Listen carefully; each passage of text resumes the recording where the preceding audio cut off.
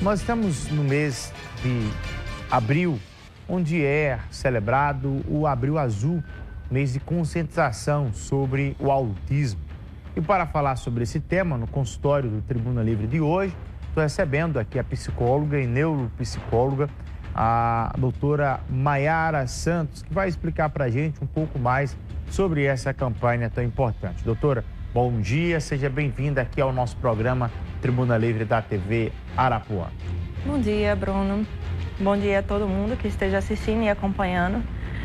Agradeço o convite, principalmente por ser um tema muito importante, que muitas pessoas elas precisam se informar e entender, como já foi mencionado, no quadro mais cedo, a importância das pessoas terem o conhecimento, a diminuição do preconceito, porque o julgamento já começa quando, digamos, chega uma criança no ambiente e ela tem um comportamento mais atípico. Aí entende-se que aquela criança é porque está com falta de regras, é porque é uma questão da influência dos pais que não estão sabendo da educação. Mas, na verdade, abrange muito além do que isso. Muitas vezes esse não é a questão. E sim porque o autismo, ele é justamente um transtorno de neurodesenvolvimento que precisamos falar melhor a respeito. Entrando um pouco mais nesse tema, alguém que está em casa agora escuta muito falar: fulano é autista, aquilo é uma criança autista, aquele é uma criança autista e tal. Só que muita gente não sabe o que de fato, na prática, quais são as práticas, qual o comportamento, como identificar um autista na sociedade? Bem, os primeiros traços, eles são colocados desde a primeira infância, onde justamente você identifica desde quando já é um bebê, quando não consegue, digamos, direcionar o olhar para os pais, você fica chamando pelo nome, ele não responde, e quando faz brincadeiras, um entretenimento, ele não tem expressões faciais correspondentes à situação, quando justamente começa já na segunda infância, quando já começa um processo melhor de aprendizagem da fala, tem um atraso da fala, tem uma dificuldade na comunicação, tem interesses peculiares, digamos, uma criança, ela pega um carrinho e poderia se divertir com um carrinho, um autista, ele vai se divertir com a roda do carrinho, vai ficar girando aquela roda constantemente. Então, tem interesses peculiares, tem uma grande dificuldade na socialização, às vezes tem esse déficit na fala, na compreensão, e justamente tem esse comportamento peculiar de como se vivesse no mundo dele. Então, a partir dessas características que elas são justamente as mais marcantes nesse período, a família já pode justamente ficar atenta e procurar uma avaliação neuropsicológica, um psiquiatra, um neurologista, para poder fazer o devido diagnóstico. O autista, ele precisa de um acompanhamento permanente? Vocês falam muito sobre uma criança autista. Se é possível um autista ficar grande, se tornar adulto? Qual a diferença de um autista adulto para um autista criança? Bem, tem muitas diferenças no quesito de quando é que foi dado o diagnóstico. Porque muitas vezes, no contexto que a gente está, os pais já estão atentos às características na infância e já procuram ajuda. Então, já procurando essa ajuda, a avaliação, o diagnóstico e tendo o tratamento, possivelmente essa criança ela vai desenvolver como um bom adulto funcional e com capacidades boas, preservadas para a socialização, assim como também para estudo, trabalho. Agora, quando esse adulto, hoje em dia, não teve esses cuidados e essa descoberta no período da infância, justamente esse adulto que não teve o tratamento, tampouco o diagnóstico mais cedo, ele vai ser um adulto muito retraído, também com problemas para sociabilização, ele não vai conseguir entender determinados contextos, como já aconteceu até mesmo em questão de consultório. O adulto que eu identifiquei que ele tinha autismo, ele não conseguia se portar ou entender a dinâmica ali que foi de um enterro. Era uma pessoa da família dele, que ele tinha um determinado... Já um adulto já? Um adulto. Ele não conseguia entender essa conjuntura porque as pessoas começaram a mencionar que ele era indiferente, que ele era apático, que ele, na verdade, ele não ligava para aquele parente que tinha recém-falecido. Mas a verdade ele não compreendia bem. Essa questão da empatia fica muito difícil para exercer. Então, sempre é muito focado num déficit dessas relações e responsabilidade e resposta social, o que afeta justamente escola, faculdade, trabalho, relacionamentos interpessoais. Muitas vezes, esses adultos, eles têm a vontade, sim, de ter essas relações, só que eles têm a dificuldade de concretizá-las. porque justamente acontece uma dificuldade da compreensão de como desenvolver essas questões sociais. Além dessa questão das relações sociais, das relações familiares também, qual outro ponto de dificuldade para um autista? Eu vejo que as pessoas batem muito nessa tecla. O autista tem dificuldade de relacionamento com as pessoas, dificuldade de interagir, dificuldade de olhar, dificuldade de falar. Fora esses pontos citados aqui, quais os demais pontos que você destaca também, que é uma característica de dificuldade que um autista tem?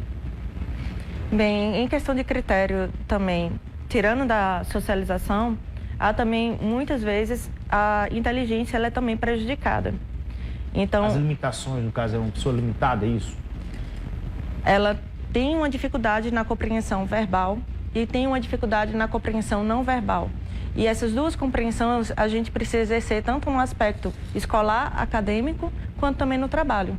Então, se você tem esse déficit nesse aspecto da inteligência, como é que você vai desempenhar um bom trabalho? Como é que você vai desempenhar um bom estudo? Isso também é uma característica marcante. Mas são todos esses aspectos, eu acredito que seja muito relevante citar, tem como ser trabalhado.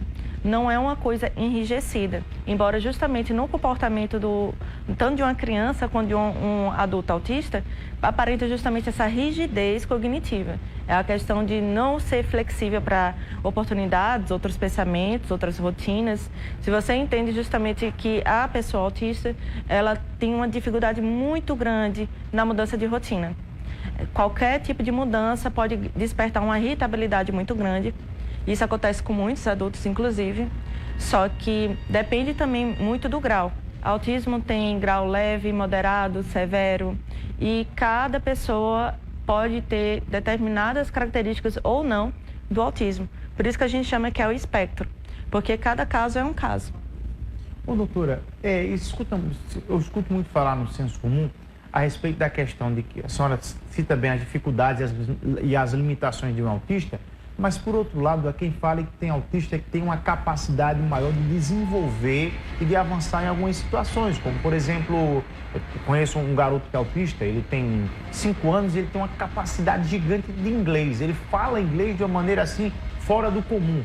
Isso é verdade mesmo? Alguns autistas conseguem ter uma capacidade de desenvoltura um pouco maior do que uma pessoa comum? Exato. Na literatura antiga, que a gente chama do DSM-4, que é o livro de transtornos mentais, tem especificação como o transtorno do espectro autista Asperger, ou de alta performance, que muitas vezes se trata do autismo de alta performance no sentido de vai ter determinados campos do interesse dele, que outro traço... Ele foca naquilo dali. Que é um outro traço do autismo, o hiperfoco, que justamente quando ele traz esse tema do interesse, ele tem uma tamanha proficiência que é extraordinária, ao mesmo tempo que pode ter essa alta performance nessa área, em outro quesito pode ser justamente deficitário, como no caso, aquele paciente, como eu citei, na questão lá de um sepultamento, ele foi extremamente julgado porque não conseguia desempenhar um comportamento condizente ou um mínimo de empatia, mas, em compensação, ele era um grande profissional na área dele. E isso, um autista adulto. Para os pais que estão em casa agora e as mães acompanhando o nosso programa, que notam algum traço de dificuldade nos seus filhos, qual a orientação que a senhora passa enquanto profissional da área? Bem, se tratando então de crianças, no caso, é importante justamente investigar os primeiros sintomas, como eu ensinei, a questão quando ainda é um bebê, sobre as reações emocionais, se ele está rindo, ele chora em situações condizentes. Quando você está brincando com ele está emitindo essas emoções, essas expressões. Quando começa a crescer, você nota que ele tenta ir até amiguinhos, fazer amiguinhos, ou ele fica na dele com um brinquedo muito específico. E tem essa dificuldade justamente na interação, na fala. São aspectos que justamente os pais precisam estar atentos a esses sinais, porque quanto mais cedo vocês procurarem o diagnóstico, mais fácil vai ser a questão do tratamento e os resultados desse tratamento. Uma coisa que justamente temos como recomendação é que no menor estranhamento desses comportamentos peculiares ou falta de reação, procure um profissional. Pode ser um neurologista, pode ser um psiquiatra, pode ser um neuropsicólogo, para poder justamente fazer essa avaliação e, com o devido diagnóstico, começar os tratamentos específicos. E, assim, essas habilidades que estão estranhando ou que pode justamente trazer prejuízos de forma muito grave na vida adulta, elas podem justamente serem eliminadas, sendo tratadas o mais cedo possível. Doutora, muito obrigado pela entrevista conosco e no nosso Tribuna Livre. Um grande abraço e boa sorte para aqui, tá bom? Muito obrigada, muito sucesso também, viu? Obrigado. Olha, são 7h50 agora no nosso programa, 7h50.